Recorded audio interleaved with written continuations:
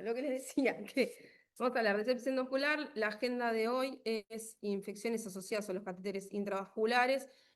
Como, ¿alguien le abre a la compañera? Como una de las complicaciones más frecuentes, vamos a la tromboflebitis supurada y después de las infecciones asociadas a los dispositivos intracardíacos. Acá le dejo algunas de las abreviaturas que uso para que después no se confunden y les genere problema. Esto me molesta un poquito.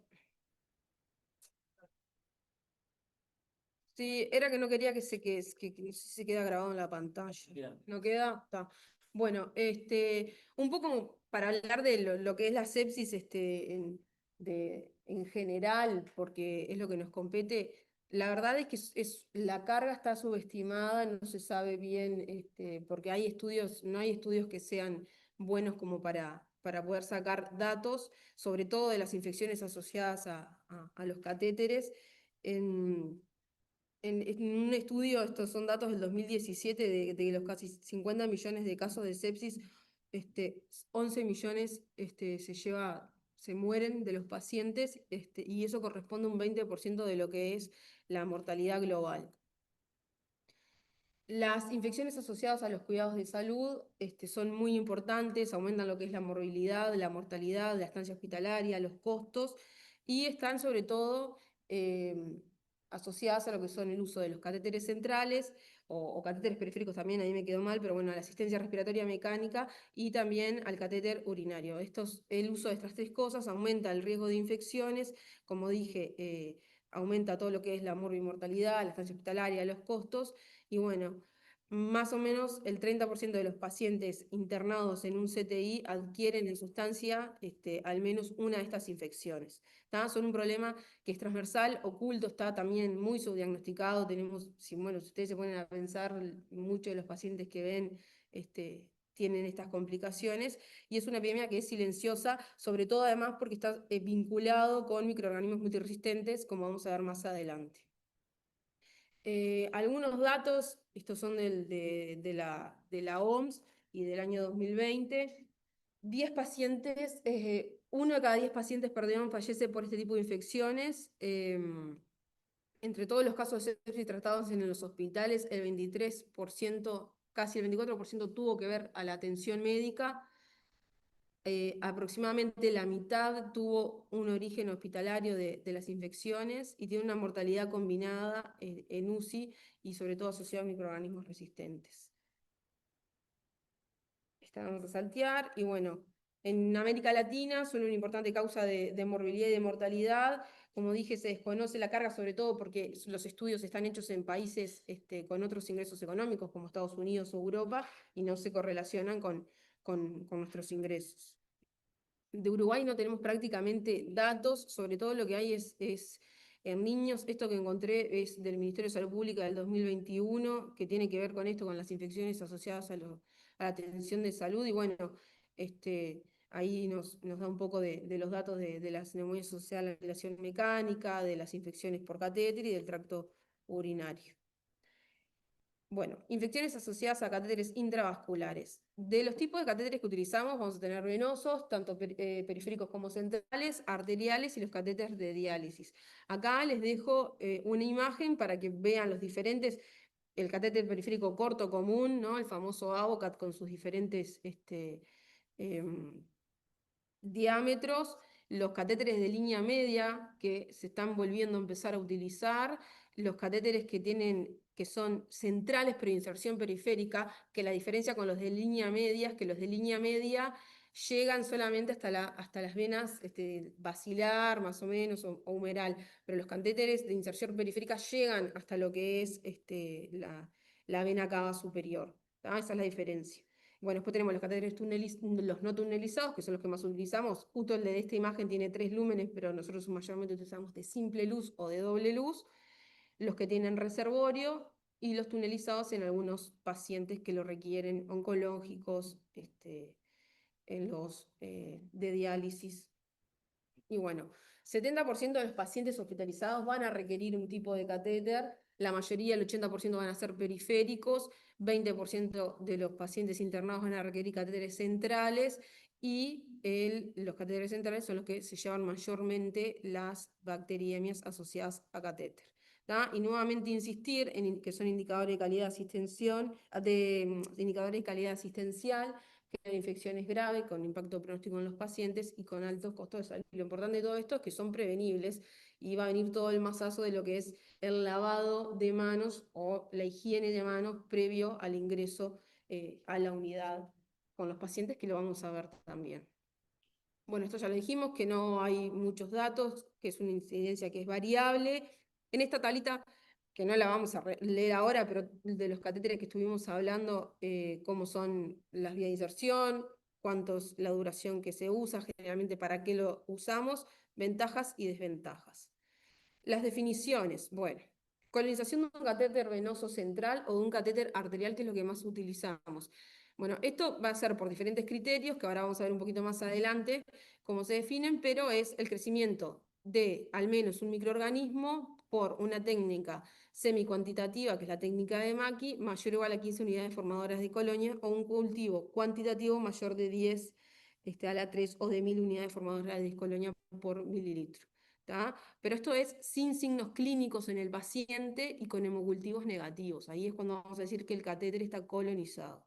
¿tá? Después tenemos flebitis, que la induración, el tema, calor, que se puede haber, dolor también asocia, un trayecto venoso, que puede estar actual o se puede haber tirado la vía y estar ahí. Eso sobre todo lo vamos a ver mucho más en los catéteres periféricos. Bueno, la infección del sitio de inserción, que es también elementos fluxivos locales, con salida puede ser de material purulento, que puede asociar o no bacteriemia. Después tenemos la infección de bolsillo, que esto es sobre todo en los catéteres, en los que tienen reservorio, y además en los dispositivos de implante intracardíacos, que también que tienen un bolsillo, que bueno, que también esto puede estar asociado a una bacteriemia.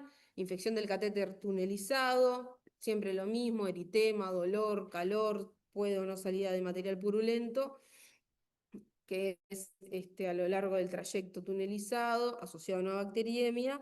Y bueno, no podemos olvidarnos que también nosotros estos dispositivos los utilizamos para pasar fármacos, para nutrir a los pacientes, para hidratar a los pacientes, y que puede haber una bacteriemia o una fungemia asociado al líquido de infusión. Es muy poco frecuente, no se ve, está más descrito en lo que son las nutriciones parenterales, pero bueno, también tenemos que tenerlo en cuenta.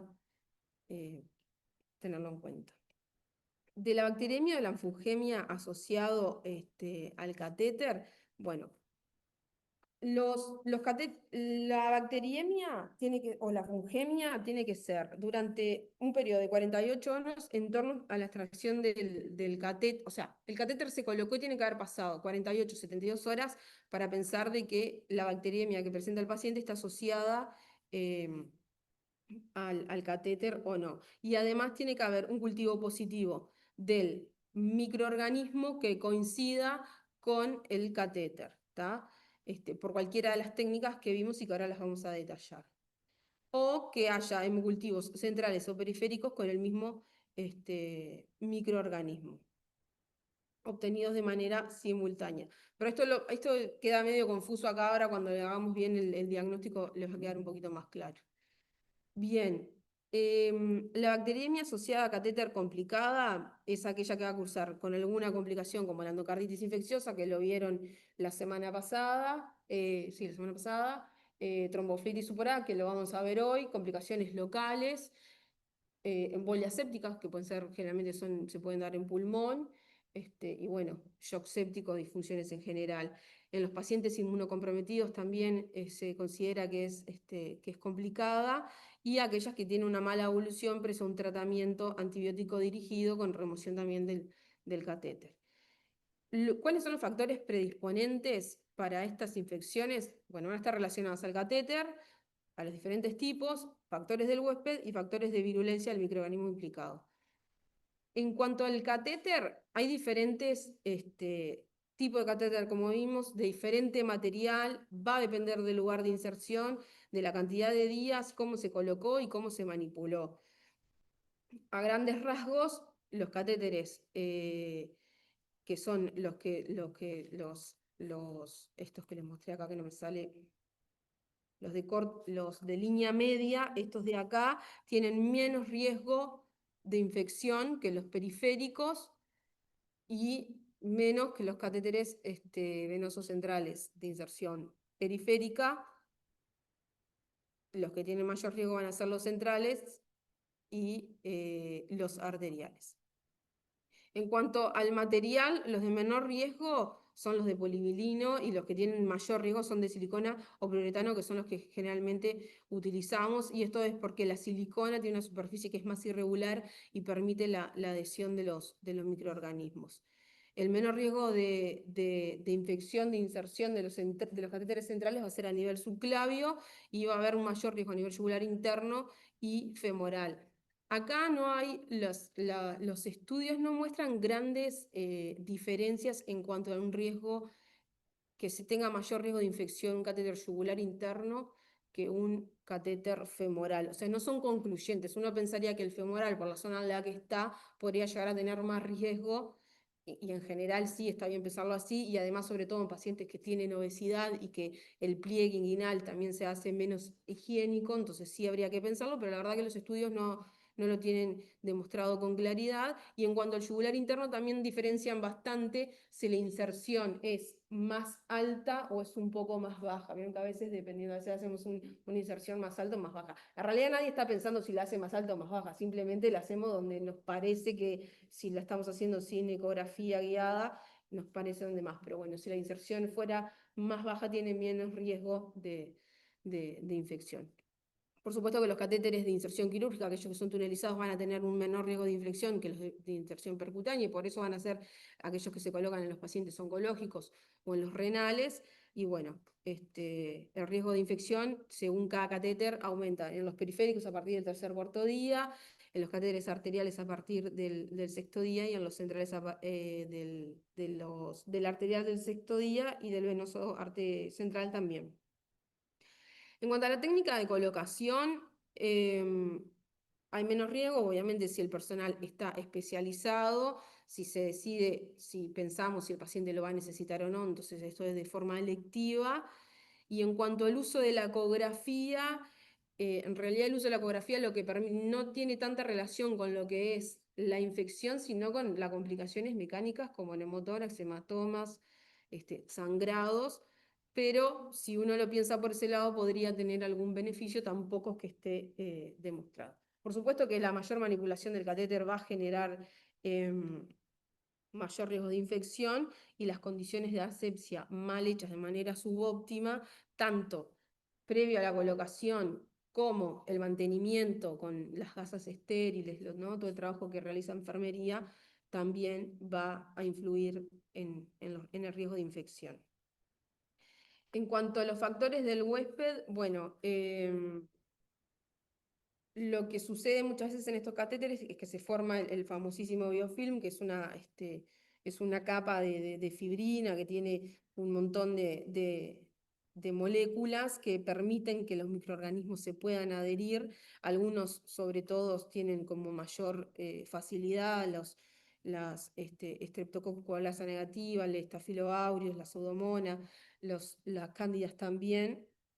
Y bueno, aquellos pacientes que tengan inmunodeficiencia, todos los trasplantados, los gran quemados, los que tienen superficies corporales con muchas heridas, politraumatizados, con mucha escalpe o lesiones, tienen mayor riesgo. Si ya tuvieron algún antecedente de infección asociada al catéter también, y el uso de la nutrición parenteral.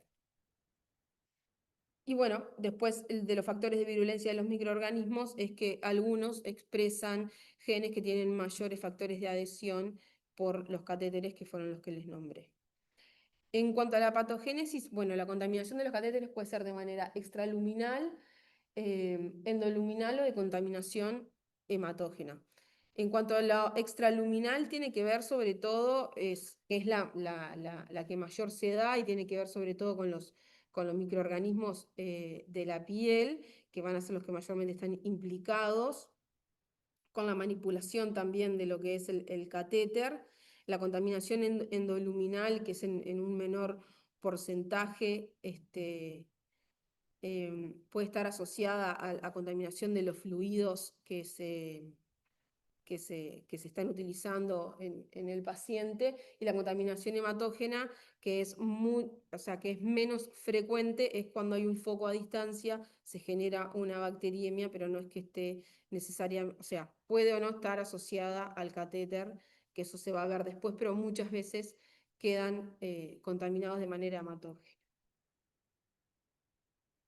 En cuanto a la microbiología, los principales microorganismos asociados van a ser aquellos que están en, en la piel, que son los Staphylococcus negativos, Staphylococcus epidermides, Staphylococcus aureus, que podemos también tener sensibles o meticilino resistentes. También se ven en Enterococcus fecalis y Faecium. Y bueno, en las unidades de cuidado intensivo y en los últimos años han venido ganando terreno lo que son todos los bacilos gram negativos, y por supuesto que dentro de estos todos aquellos que tienen multiresistencia, ¿no? Pero principalmente son infecciones que se dan en bacterias gram positivas. Y en menor medida, pero también se pueden ver la presencia de hongos, sobre todo de la cándida, que puede estar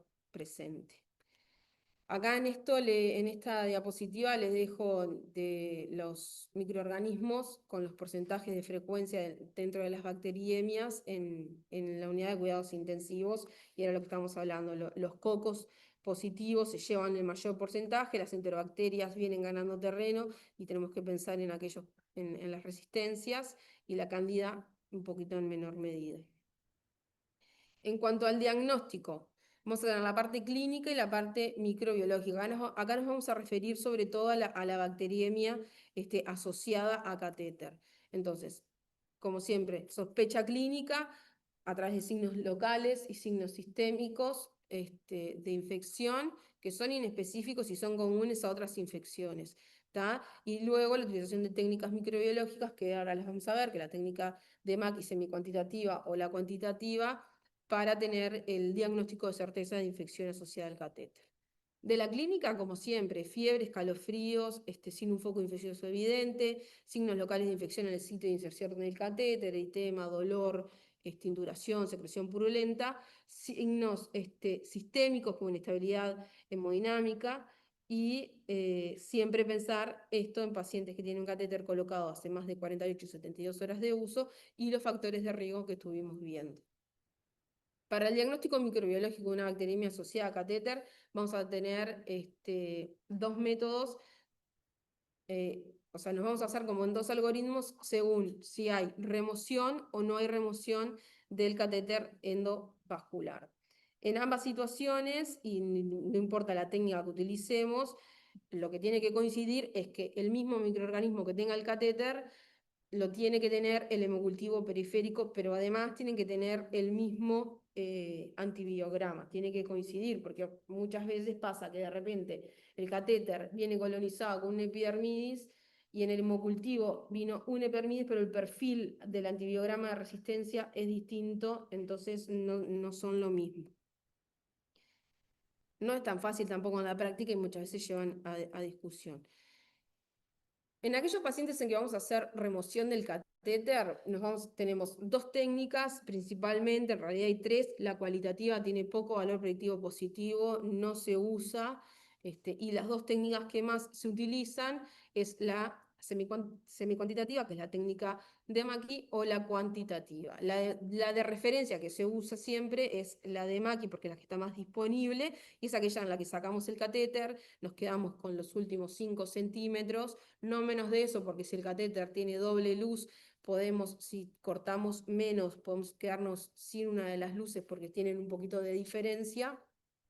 Y bueno, se cultiva la porción externa del catéter en un cultivo de agar durante 48 horas, y si da más de 15 unidades formadoras de colonia en la placa, nos habla de que está contaminado. el catéter. Y de los métodos cuantitativos, lo que vamos a tener es algunos que cultivan la parte externa, como son, y otros que cultivan la parte externa y la interna. No me acuerdo, Clery, si era de los dos. El de Brun-Wison sí cultiva las dos partes, externa e interna. Acá no se usa. Y después está este método de sonicación que también es a través de ondas, puede detectar lo que nosotros acá tampoco lo utilizamos.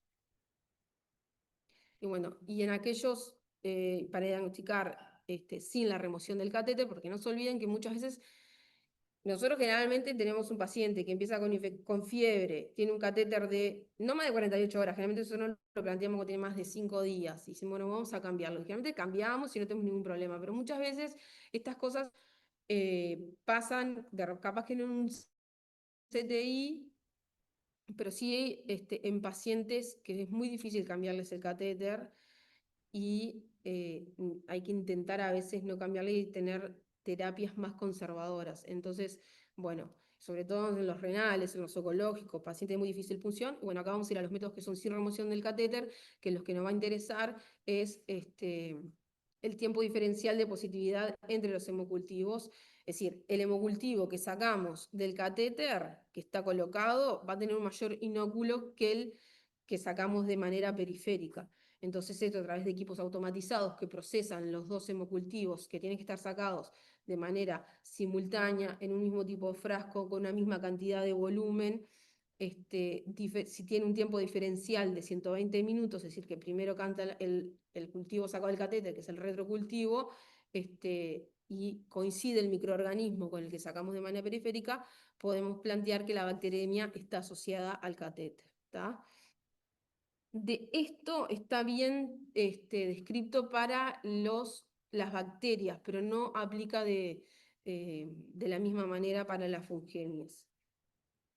Bien, y bueno, después tenemos hemocultivos cuantitativos, cultivos y tinciones de sangre espiada por el catéter, que no se usa mucho, y técnicas moleculares que, como se dice ahora, a la luz de la evidencia actual todavía no están muy justificadas su uso rutinario, pero esto ahora vuelvo a la diapositiva de atrás, que son, nada, nuevas técnicas que son de PCR, marcadores moleculares, de electroforesis y de espectrometría, que bueno, tienen un gran potencial, no pueden sustituir al cultivo que sigue siendo el gol estándar, pero bueno, lo que pasa es que el cultivo tiene la limitación de que no vas a demorar entre 24 y 48 horas para el diagnóstico, entonces a veces nos sería ideal poder tener alguna de estas técnicas que están en estudio, que se vienen estudiando para poder tomar decisiones más tempranamente.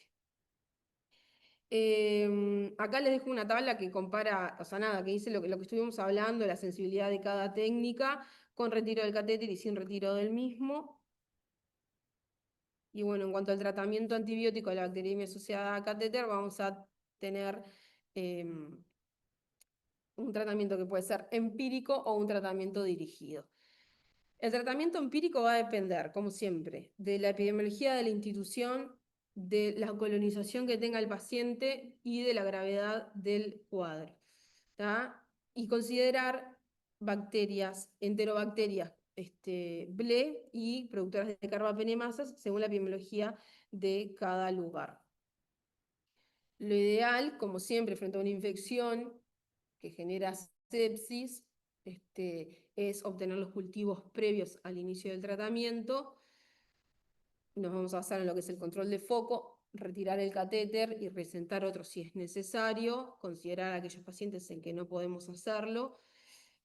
La elección antibiótica, basada, como dijimos, en la epidemiología local, la colonización previa del paciente, considerar la gravedad clínica y siempre adecuar la dosificación y asegurar los niveles plasmáticos eficaces. Si pensamos que el paciente tenga una bacteremia asociada a catéter y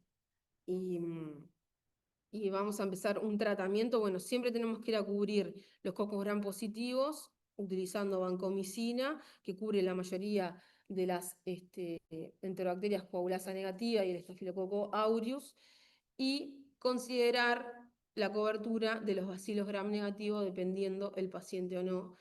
eso lo veremos según cada individualizado. Bueno, acá en esto es el tratamiento empírico en general. Entonces, nada, pocos eran positivos de elección, de manera empírica vancomicina. Si en el lugar que estamos tenemos baja incidencia de BGN productores de BLE, podemos utilizar cefepime o piperacillina tazobactam, pensando en la presencia de si hay enterobacter o no. Si hay alta incidencia de BLE, usar carbapenémicos. Cuando hay mucho acinetobacter, el uso de colistin.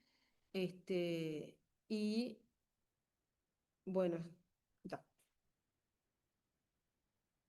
Bueno, esto es lo de siempre, que el tratamiento antibiótico se va a ajustar según los resultados de cultivos y la sensibilidad, utilizando fármacos con buena concentración en sangre y el menor espectro posible para preservar la eficacia futura de los antimicrobianos en UCI. Y en cuanto al tratamiento dirigido, si estamos frente a un estafilococo aureus o sensible, el uso de cefazolina. Si es meticino resistente, vamos a usar vancomicina.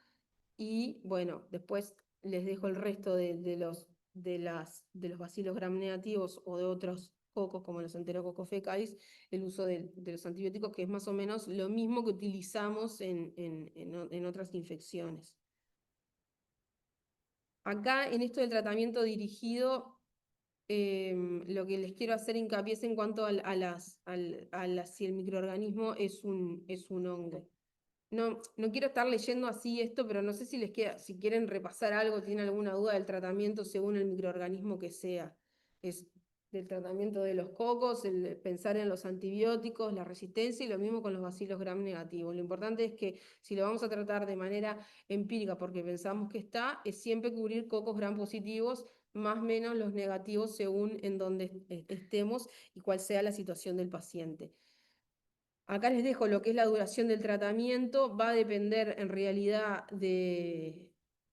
ahora hablo de las cándidas, va a depender de si hay complicaciones o no y de los hemocultivos, que ahora lo vemos. En cuanto a la candidemia, si tenemos datos de que lo que hay es una infección por un hongo, idealmente el tratamiento inicial de manera empírica tiene que ser con una equinocandida o con anfotericina B. Y luego, si sabemos que es una cándida y que tiene sensibilidad, ahí sí podemos decalar a lo que son los azoles. Esto sobre todo porque los hongos, como habíamos hablado anteriormente, tienen capacidad también de generar biofilm, de adherirse mucho a los catéteres, entonces necesitamos antifúngicos que tengan buena capacidad contra las biopelículas. ¿No? Y en cuanto a la duración del tratamiento, si no hay ninguna complicación, no hay tromboflebitis, no hay endocarditis infecciosa, el tratamiento va a ser 2 semanas luego de negativizado el hemocultivo. Es decir, nos dio el hemocultivo positivo, pensamos que tiene la infección, empezamos a tratar, a las 48, 72 horas solicitamos un segundo hemocultivo, si nos da negativo, ahí empezamos a contar las 2 semanas de tratamiento. ¿Tá? Y en cuanto al tratamiento de los otros microorganismos, los cocos gram positivos, si no hay ninguna complicación, y lo único que pensamos que lo que estén es una colonización del catéter o una colonización del catéter, no. Si hay una infección local sin ninguna otra complicación y discutimos si lo vamos a tratar, no más de 5 días. Si diagnosticamos una bacteriemia asociada a catéter, ¿no? La famosa ICAT, el tratamiento para los cocos gram positivos, sobre todo para el estafilo, es 14 días. Y si hay complicaciones, que vamos a ver como es la tromboflebitis supurada, el tratamiento ya se va a ir a 4 a 6 semanas. Para las enterobacterias, si el catéter nos da que está colonizado, pero no hay ningún, o sea, capaz que no hay ningún signo local, no tenemos por qué tratarlo. Si diagnosticamos una bacteriemia asociada a catéter por un bacilo gram negativo, 7 días de tratamiento está bien, y si hay complicaciones también nos vamos a ir de 4 a 6 semanas. Esto de los puntos claves es como, no lo voy a leer, es un resumen que les dejé en cada tanto de las cosas que venimos hablando. En cuanto a las infecciones asociadas, porque esto molesta acá arriba, porque no se va. En cuanto a las infecciones asociadas a los accesos para hemodiálisis, bueno, estos pacientes pueden tener catéteres venosos centrales, pueden tener fístulas arteriovenosas autólogas o fístulas arteriovenosas protésicas. Los catéteres venosos centrales tienen mayor riesgo de infección, le siguen las prótesis y finalmente las fístulas autólogas son las que tienen menos riesgo de infección. Generalmente las infecciones, las bacteriemias se dan en el uso del catéter, en aquellos pacientes que están dializando y presentan un episodio compatible con una bacteriemia mientras se dializa. Entonces, lo que es súper importante en estos pacientes es si se puede obtener el catéter. Y los microorganismos asociados son similares a otras poblaciones, como lo que estuvimos viendo, pero hay una mayor frecuencia del Staphylo aureus. El tratamiento en estos pacientes es prolongado. Si la infección es de la fístula autóloga del paciente, tratamiento antibiótico, y puede haber un reposo, tiene que haber un reposo en la fístula, es decir, no se puede utilizar, puede haber una ligadura de la misma si hay algún embolo séptico. Y después se valorará junto con el vascular si va a requerir la destrucción de la misma, ¿no? Dependiendo qué tan grave esté la infección.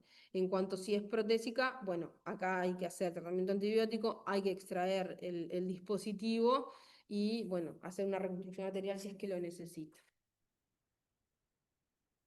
Y esto que capaz que lo leen en algún lado, hay un tratamiento conservador que se utiliza en estos tipos de pacientes, que se llama terapia de bloqueo antibiótico, y utilizan, en realidad lo que hacen es utilizar o vancomicina, o gentamicina, o colistin, y se los digo a grandes rasgos, generalmente no se hace, nosotros no lo hacemos.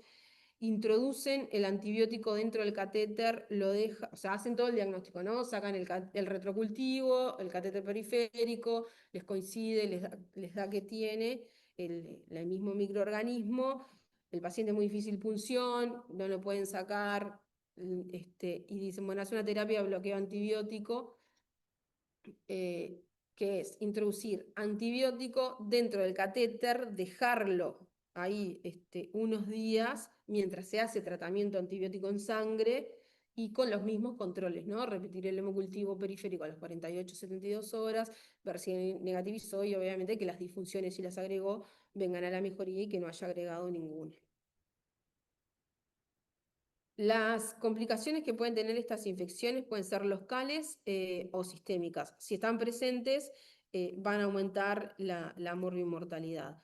Dentro de las locales puede haber trombosis venosa asociada al catéter, la tromboflebitis supurada, que es la que vamos a ver, abscesos en el trayecto, celulitis en el sitio de inserción o la disfunción del catéter. Como complicaciones sistémicas vamos a tener la bacteriemia persistente, endocarditis infecciosa, y las embolias sépticas con infecciones a distancia, principalmente osteomelitis, abscesos viscerales o artritis séptica. Y después, bueno, el shock séptico, disfunciones multiorgánicas y la fungemia. Y después las complicaciones asociadas al tratamiento, que es la toxicidad antibiótica sobre todo. La tromboflebitis supurada se da en aquellos pacientes que presentan trombosis venosa asociada con infección y con bacteriemia, que se puede dar tanto en catéteres centrales como en periféricos. No es muy frecuente, pero si es grave, se presenta entre 1 y 3% de los pacientes con catéteres venosos centrales, y muchas veces es un poco oculto en CTI, porque a veces no es tan fácil diagnosticarla porque no son tan superficiales. Nosotros, por ejemplo, con el ecógrafo, lo que tenemos acceso son en el trayecto de vena cava superior, de la yugular, perdón, es un sector, y muchas veces las trombosis son más bajas, o si son en las subclavias, a veces no es tan fácil de ver. La clínica, fiebre persistente, bacteriemia fungemia sin respuesta adecuada a tratamiento durante 72 horas y ausencia de otra fuente intravascular identificable de infección. ¿Da? Lo que sucede generalmente es, se activan vías de coagulación porque está la presencia del material extraño, que es el catéter, que dijimos que dependiendo del material, algunos tienen mayor riesgo que otros, daño vascular, se empieza a hacer toda la adherencia y se forma el trombo. El diagnóstico es el diagnóstico de la bacteriemia asociada a catéter por los hemocultivos que coincidan los microorganismos y la demostración de trombo por imagen. Yo les puse acá la imagen una imagen conseguí es de una ecografía con la presencia del trombo dentro de lo que es la vena yugular. La ecografía tiene una alta sensibilidad y especificidad. Y creo que me quedo más adelante. Em, También se puede hacer diagnóstico por tomografía y por PET también se puede hacer diagnóstico. Voy a buscar la imagen, que no sé dónde la dejé, capaz que la borré. Bueno, después la busco porque se me va a ir.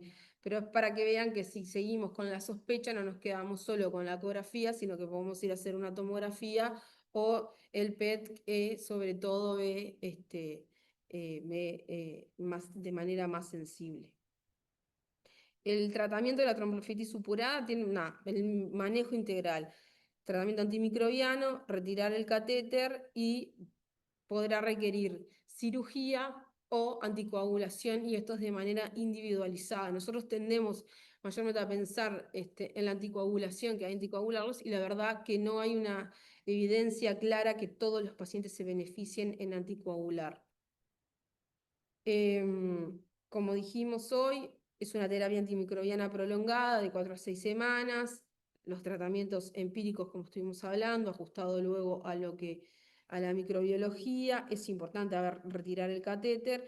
El manejo quirúrgico va a depender de la evolución del paciente o de las complicaciones locales. Y la anticoagulación tiene que ser individualizada según los riesgos-beneficios de cada paciente, y saber de que si hay situaciones más complicadas en donde no logramos revertir la situación y bueno, no se puede hacer una cirugía por el lugar donde se encuentra, también puede haber, se puede hacer una trombectomía o trombolisis con mucho menor evidencia, pero en algunos casos refractarios puede llegar a estar indicado.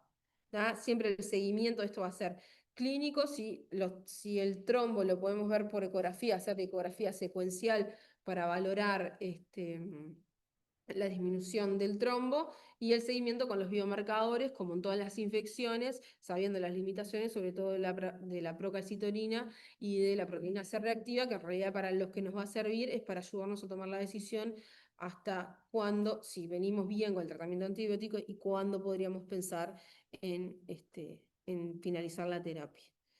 ¿Tá? Y como complicaciones, bueno, embolias sépticas, infecciones metastásicas, y bueno, y puede haber infecciones más allá de la pared vascular, y dependiendo de dónde esté, generar, ¿no?, mayores abscesos y lugares.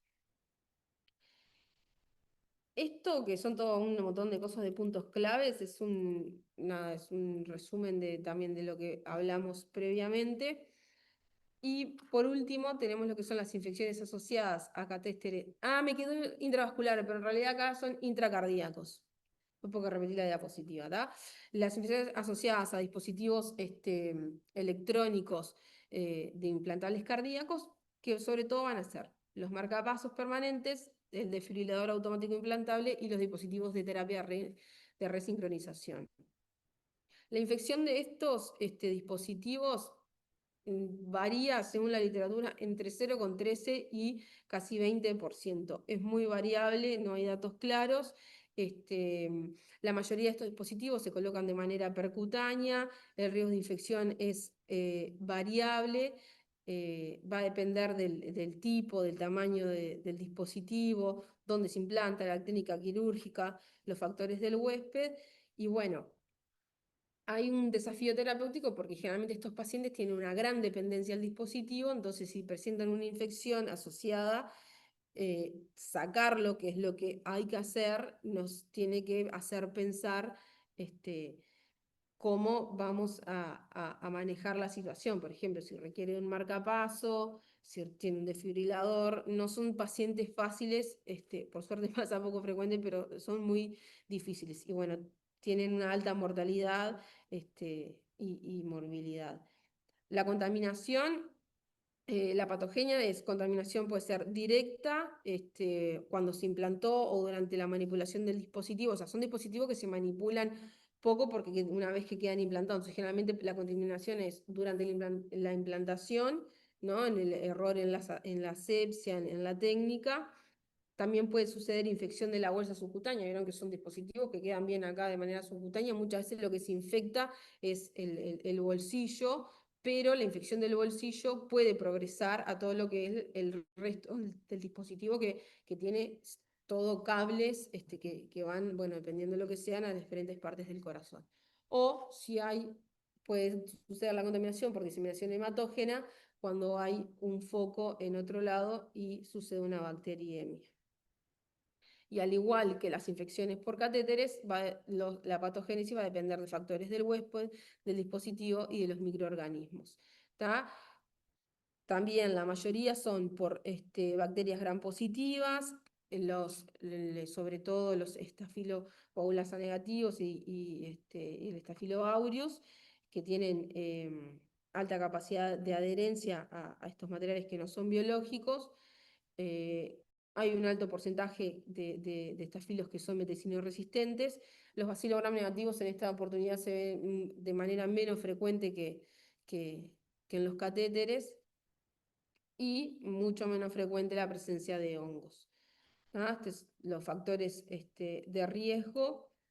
En cuanto a la clasificación, hay una clasificación temporal que está relacionada con el momento en que se realizó el procedimiento, que puede ser de manera temprana o más tardía, y el punto de corte es los 12 meses, es decir, el año, y que la mayoría ocurre luego del año de presentación.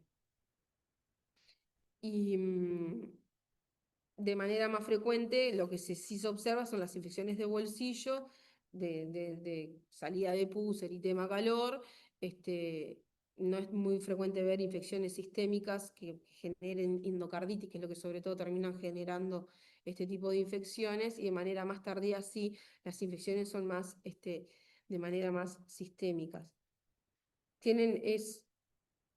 La clínica va desde lo local hasta lo sistémico, y esto que decíamos, ¿no? Inflamación posterior al implante, la infección de la parte de la incisión, después tenemos lo que es la infección del bolsillo, que puede ser no complicada, la infección complicada del bolsillo con síntomas sistémicos, infección del electrodo del dispositivo, y más grave, la infección del dispositivo con endocarditis infecciosa, ya sea en una válvula nativa o en una válvula protésica. Esto es un cuadro que es una combinación de la última guía que hay sobre este tema de 2019, que son los criterios para la endocarditis infecciosa y que asocian para estos dispositivos. De manera diagnóstica, lo que hay, bueno, buscar los signos locales de infección, si hay síntomas sistémicos, y bueno, intentar diferenciar si hay una infección local del bolsillo o una infección asociada al dispositivo. Y de esto lo vamos a hacer a través de las pruebas microbiológicas, obteniendo hemocultivos. Idealmente son 3 pares de hemocultivos, es decir, que serían 6 hemocultivos, como siempre, antes de iniciar la terapia antibiótica, si se puede. Además hay que cultivar el líquido y si hay algún drenaje, si esto es medio reciente, y el bolsillo, y cultivar los electrodos y los dispositivos una vez que se extraen. De los estudios de imágenes, que era acá, que tenía la imagen que no me acordaba, que les traía, está la ecografía, en este caso va a ser ecografía transtorácica o transesofágica, y el PET que detecta la activación de infección o la tomografía. Pero el PET igual o sea, el PET sirve tanto para las trombosis como para esto y se vería de una manera así similar a esto. Acá, por ejemplo, hay una infección de bolsillo, lo que se ve es una retracción de la piel. Acá todo lo que se ve prendido es la infección ¿no? Ven el dispositivo acá que entran, que están los cables, todo eso indica que hay infección. Acá también el realce y acá se ve, este sería el catéter implantable de manera subcutánea y embolias asociadas a, a- al cuadro. Este es un algoritmo diagnóstico de la misma guía que les decía de 2019 para el diagnóstico de estas infecciones. Y en cuanto al tratamiento, lo importante es la extracción temprana y completa todo el sistema y saber que la terapia antibiótica es de manera complementaria. Acá sí hay que extraer. De la misma guía, lo que dice es, si la infección es superficial, antibióticos por 7 a 10 días, valorar la evolución del paciente. En el caso de que tenemos la infección del dispositivo y además tenemos un hemocultivo que es negativo, tratamiento por 10 a 15 días, removiendo el dispositivo, y si la infección es del dispositivo y también está en sangre, ya el tratamiento es de 4 semanas y si hay otras complicaciones, a esta parte de acá lo que pasa que es un tema complejo porque después estos pacientes tienen que ir a la recolocación del dispositivo. Esos son pacientes que ya después nosotros ya no, generalmente no los vemos porque nosotros tratamos en la complicación. Pero después hay todo un algoritmo de tratamiento porque se llevan mucho tiempo de terapia antibiótica oral y ver luego la oportunidad del tratamiento. En cuanto a los antibióticos, de las dos guías principales que hay, que les hice un cuadro comparativo, todos cubren los cocos gram positivos con vancomicina y valorar el uso de cefalosporinas según la situación del paciente, si pensamos en cubrir bacilos gram negativos o no. Y en cuanto al el uso de rifampicina, sobre todo por el biofilm, que es cuando está indicado, las guías europeas lo recomiendan y las guías españolas, la guía europea hasta 2019, que es internacional, la recomienda y la guía española no o sea, no tiene una postura clara en eso.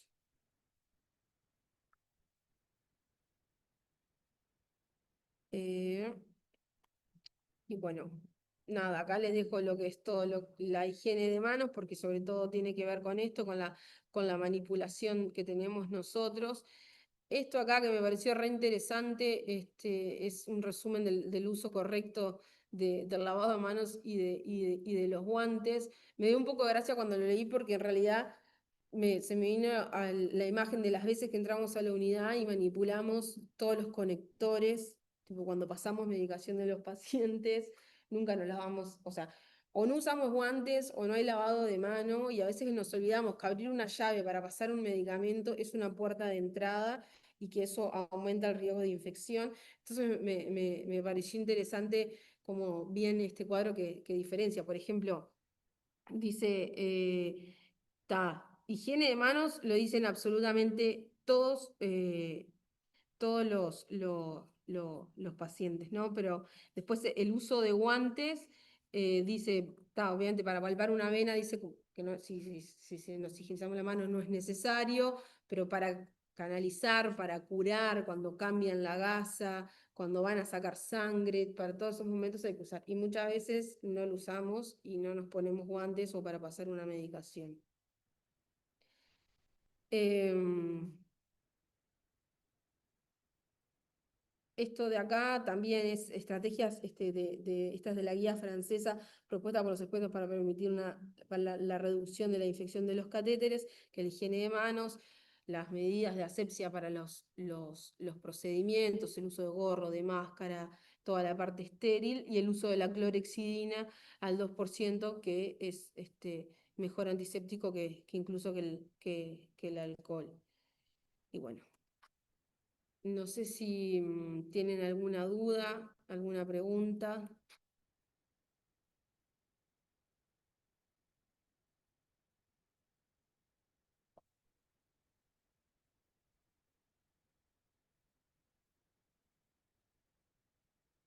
La idea de los dispositivos intracardíacos era más o menos una idea, pero no era darlo todo digo, para que no les genere mayor preocupación porque es un tema un poco más complejo.